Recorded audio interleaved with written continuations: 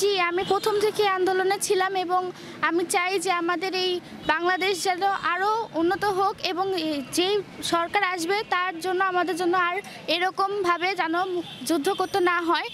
আমরা যে পরিস্থিতিতে ছিলাম তার থেকে এখন ভালো আছি এবং আমরা চাই যে আমাদের আগামী জীবন আরও সুন্দর হোক এবং আমাদের শিক্ষাক্ষেত্রে যাতে আমাদের আরও জীবন সুন্দর হয়, তাই আমরা এই কাজটি করেছি এবং আমরা চাই যে যে সরকার আসবে তার জন্য যেন আমাদের এই পৃথিবীটি আরও উন্নত হবে এবং ভালো হবে, তাই আমাদের এই কাজটি করা হয়েছে।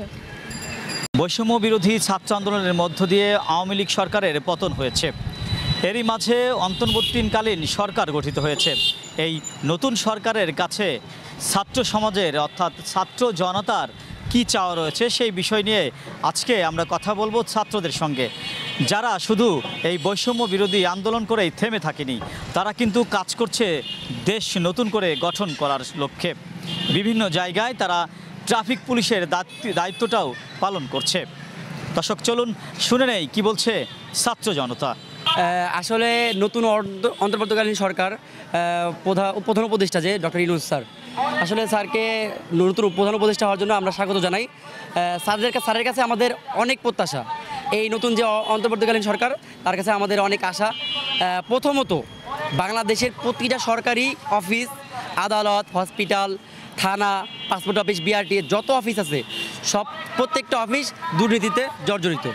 তো আমাদের প্রথম টার্গেট হবে বাংলাদেশকে দুর্নীতিমুক্ত করা, তাহলে আমরা উন্নয়নের শীর্ষে পৌঁছাতে পারবো। যে দেশে দুর্নীতি আছে সেই দেশ কখনোই উন্নয়নের শীর্ষে পৌঁছাতে পারবে না, সেহেতু আমাদেরও সম্ভব না। তো আমাদের উন্নয়নশীল দেশ হইতে গেলে প্রথমত দুর্নীতি ছাড়তে হবে। আর এই দুর্নীতি মুক্ত বাংলাদেশ গড়তে আমাদের ডক্টর ইউনূস স্যারের যতদিন সময় লাগে, আমাদের তত্ত্বাবধায়ক সরকারের যতদিন সময় লাগে, আমরা তার আগে ততদিন সময় দেব এবং ততদিন সময় পর্যন্ত আমরা ছাত্র সমাজ এই তত্ত্বাবধায়ক সরকারের পাশে থাকবো। মানে 6 থেকে 7-এ উঠতে গেলে যে প্রত্যেকটা স্টুডেন্টেরই হচ্ছে সবার ফিনান্সিয়াল প্রবলেম থাকে, আবার কারো থাকে না। যাদের ফিনান্সিয়াল প্রবলেম থাকে তাদের তো সমস্যা হয়। তো এই ব্যবস্থাটা চেঞ্জ করা উচিত। মানে সরকারের উচিত যে টাকাটা একটু কমায় নিতে বা সিস্টেমটা একটু সংস্কার করা উচিত। ক্লাস 6 থেকে 7-এ ওঠার সময় আমাদের নতুন করে ভর্তি হতে হয়, 2000-3000 টাকা দিতে হয়। সবার ফিনান্সিয়াল সমস্যা থাকতেই পারে, বা কারো থাকে না, আবার কারো থাকতেও পারে। সবার তো ফিনান্সিয়াল অবস্থা এক থাকে না। তো আমরা যখন ছোট ছিলাম 1 থেকে 2-তে উঠলে তো আমাদের আলাদা করে টাকা দিয়ে ভর্তি হইতে হইতো না। তো এখন 6 থেকে 7-এ যখন উঠি তখন আমাদের আলাদা করে টাকা দিতে হয়। তো এই ব্যবস্থাটা সংস্কার করা উচিত। যদি বাতিল করা হয় তাহলে হয়তো অনেকের জন্য ভালো হবে। নতুন যে সরকারটা এখন গঠিত হয়েছে, ছাত্র জনতার একটাই চাওয়া যে এই পর্যন্ত স্বৈরাচারী সরকার যেভাবে দেশের বিভিন্নভাবে হয়তো কিছু উন্নয়ন তারা করছে, কিন্তু বেশিরভাগই তারা অনেক ক্ষয়ক্ষতি করে গেছে। যেমন দেখা যাচ্ছে যে বিভিন্নভাবে আমাদের যেই অপকর্মগুলো হয়েছে, ওপেনে হোক গোপনে হোক, বিভিন্নভাবেই মনে করেন যে যেই অপকর্মগুলো হয়েছে, আমরা চাইবো যে এই সবগুলো যেন রোধ করা হয়। তারপরে যেই ঘুষ, তারপরে বিভিন্নভাবে চাঁদাবাজি, এইগুলা যা ছিল সব যেন বন্ধ হয়ে যায় এবং সাধারণ মানুষ যেন এখন সুস্থভাবে বাঁচতে পারে এবং দাম যেগুলো বৃদ্ধি হয়েছিল সেগুলা যাতে সবার হাতের মুঠে, মানে যতটুকু করা সম্ভব ততটুকু যাতে করে দেওয়া যায়, যাতে সাধারণ জনগণ একটু স্বস্তি মতো থাকতে পারে এবং যা আছে বর্তমানে অতীতে যেই অপকর্মগুলো তারা করে গেছে সেগুলো যাতে তারা এখন নির্মূল করে দিতে পারে, একটি সুন্দর রাষ্ট্র যাতে তারা গড়ে তুলতে পারে, এই আশাটাই আমরা ছাত্ররা এখন তাদের কাছ থেকে রাখতেছি। আমি একজন মহিলা কলেজের স্টুডেন্ট। তো আমাদের এত ভাই বোন সবাই প্রাণ দিয়েছে, আমরা একটা নতুন স্বাধীনতা পেয়েছি, নতুন একটা মুক্তিযুদ্ধ দেখেছি।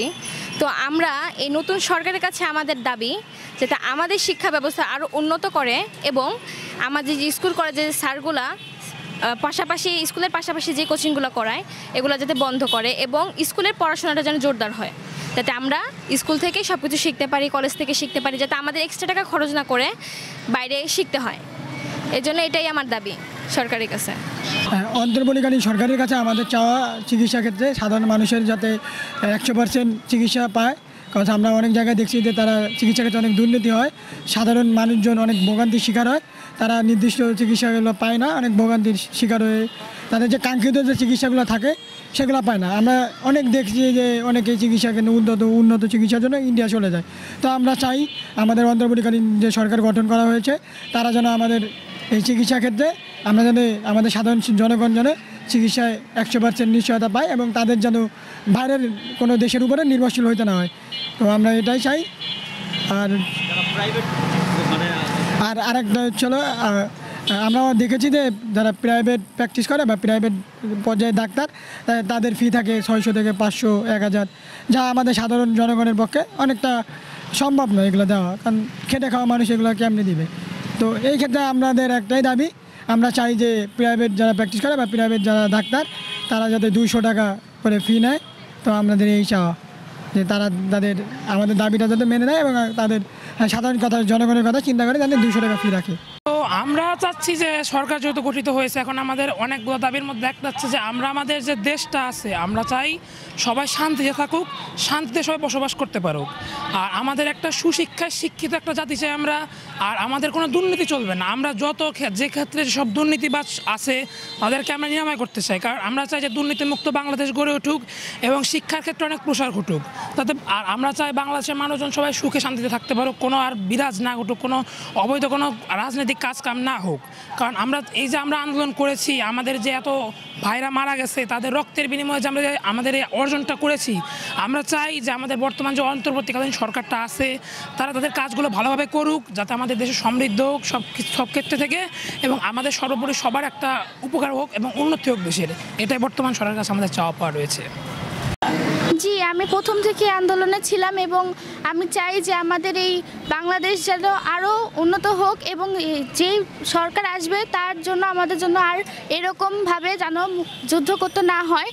আমরা যে পরিস্থিতিতে ছিলাম তার থেকে এখন ভালো আছি এবং আমরা চাই যে আমাদের আগামী জীবন আরও সুন্দর হোক এবং আমাদের শিক্ষাক্ষেত্রে যাতে আমাদের আরও জীবন সুন্দর হয়, তাই আমরা এই কাজটি করেছি। আমরা চাই যে আমাদের এই কোচিংটা, যে আমাদের সবার তো সামর্থ্য থাকে না এই কোচিংটা করার, তাই আমরা চাই যে আমাদের স্কুলে যে পড়াশোনাটা হয় ওটা যাতে আরেকটু বৃদ্ধি করে দেওয়া হয়, যার কারণে আমাদের যেন কোচিংয়ে পড়াশোনা করা না লাগে। এবং অনেকেই আছে যারা এই কোচিংয়ে ভর্তি হতে পারে না, কারণ তাদের হয়তোবা নানাভাবে সংকট থাকে। এই কারণে আমরা আরও চাইবো যে আমাদের পড়াশোনার উন্নতি আরও বেশি হোক।